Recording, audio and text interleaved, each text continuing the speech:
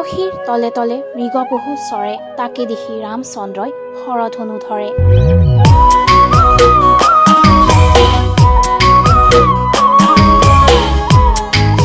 আজি কাতি বিহু।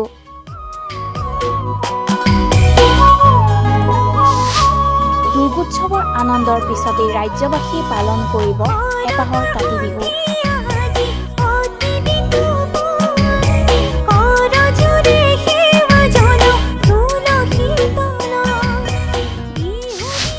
চাকিৰ পোহৰ কৃষকৰ আশাৰ ৰেঙনিয়ে পোহৰাই তুলিব প্ৰতিডৰা পথাৰ। অসমীয়া কৃষিজীৱী ৰাইজে সেউজীয়া পথাৰত বন্তি জ্বলাই পুজিব লখিমীক। তুলসীৰ তলত বন্তি জ্বলাই অসমীয়াই ঘৰে ঘৰে পালন কৰিব কাতি বিহু। শৰতৰ নিৰ্মল পৰিৱেশত পথাৰৰ লখিমীক গৃহস্থৰ ভঁৰাললৈ আদৰাৰ উদ্দেশ্যেই ৰাজ্যবাসীয়ে আহিন আৰু কাতিৰ সংক্ৰান্তিৰ এই বিশেষ দিনটোত পালন কৰিব কাতি বিহু।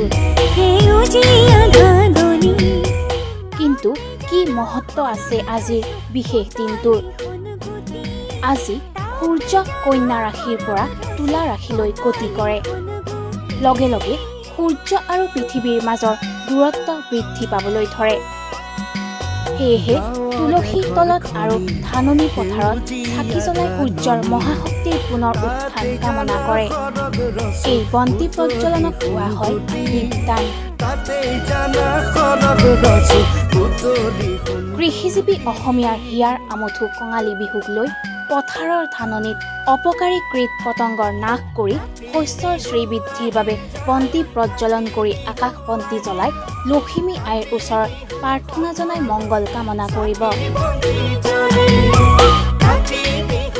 এনেদৰেই অসমীয়াই পৰম্পৰা ৰক্ষা কৰি উদযাপন কৰিব আশা আৰু প্ৰেৰণাৰ কাতি বিহুটিক।